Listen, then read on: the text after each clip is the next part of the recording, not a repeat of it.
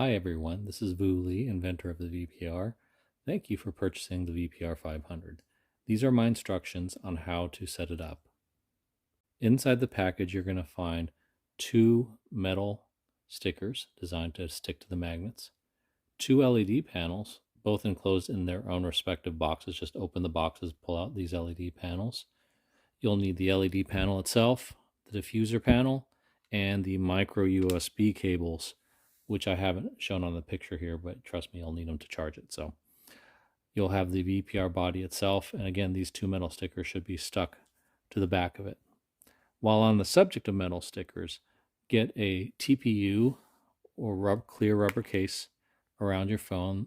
They're available. This is an older OnePlus phone, but you can see here that all phones you can find a clear called TPU case that you can find for your phone. Should be under $10 at Amazon.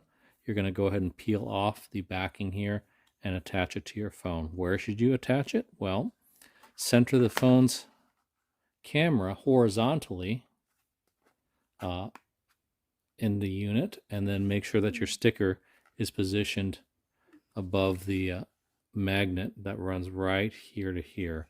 If you see these two little notches here in the back, it's a little dim, I know. These two little notches are where the magnets are located. So if you line up the sticker centered around those two notches, you should get a pretty good result there. All right, once you have the sticker on, then proceed to the next step. We are going to go ahead and show you how to use the LED panels. Each LED panel has 5 different features that you need to be aware of. First is the charging port here on one side. Closest to the charging port will be the power button. I'd advise you to put a sticker or paint some nail polish to make this one stand out. All the buttons do look alike, and you'll want to know where to push the power button down. That's the one you'll be pushing the most. When you hold it down for 2 seconds, the light will go ahead and turn on, and on the back panel you'll see 3 different readings. The first top one is the power level. That tells you how much juice is left in your unit. The second one, it says power, but you could read that as brightness or intensity. That one can be controlled by hitting, if you hit the mode button here, the M button is mode. If you hit the first time, it'll go to power. Once it's highlighted, you can hit these plus or minus buttons to increase or decrease your power. I found that 30% is plenty for intraoral photography. Of course, you can go brighter for testimonials or for whatever reason, but I find 30 should give you a very good balance between runtime and brightness. You'll always do better if you turn off the room lights in your operatory before you shoot with intraoral photography, unless you match the color temperature with your room lights. And to change the color temperature, push the M button or mode button until the highlighted number is the CT or the color temperature. If you set the color temperature low, it will be a very warm light. You can see there is at 2500, you can see my hand looks slightly yellowish. It looks really yellow here in real life. The phone, however, is automatically adjusting to that. And so my hand probably looks close to normal. You can see on the bottom edge of the screen, though, that the panel looks quite yellow. But the phone is compensating for it. As long as there's skin tone in your picture, the phone will always compensate correctly for most photographs. For some of you, that means, practically speaking, if you're having color problems with your dental photographs, include a little of the patient's skin, and you'll notice that your color balance will be consistently better with any recent smartphone. That's just how they work. They're designed to find human skin and color balance to it, particularly Caucasian skin. All right, so the color temperature of 2500 is a very warm one. That is very similar to a room light. If we go up in color temperature to about 3500, that's what's called bright white. You can't see it. As I said, my phone is automatically balancing to whatever temperature I put.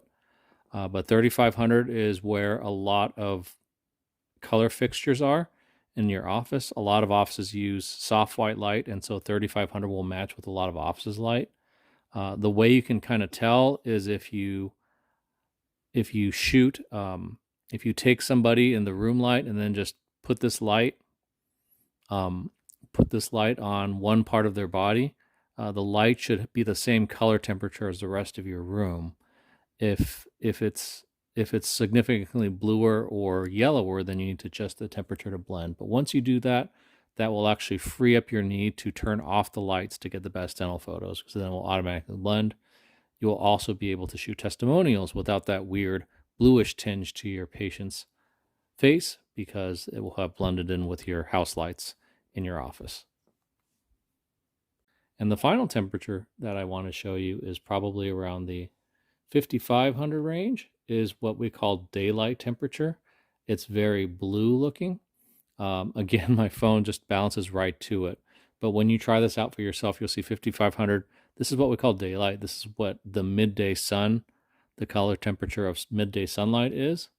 And if we go further, you can go even further. You can actually take this thing all the way to 8500, which is very blue. I don't advise this on human skin, because it doesn't, you can actually see my skin looks kind of pale even with the auto compensation. And if we go back by contrast and we go downward, even though the phone's adjusting as I go here, give it a second here, it'll compensate. When it compensates, you'll see my skin looks notably warmer at 2500.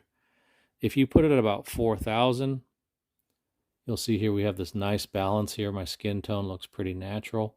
By the way, regardless of your ethnicity, all people have roughly the same color temperature or complexion of skin on their palms. Where we may differ is on the top of our hands, but the palms will always have roughly the same value or brightness to them.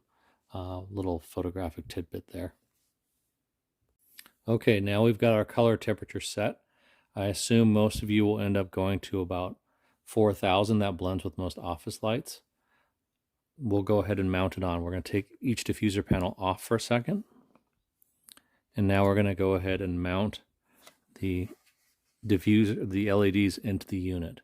The power controls should be on the top, and the LED should be facing forward. So go ahead and insert them in like this way, okay?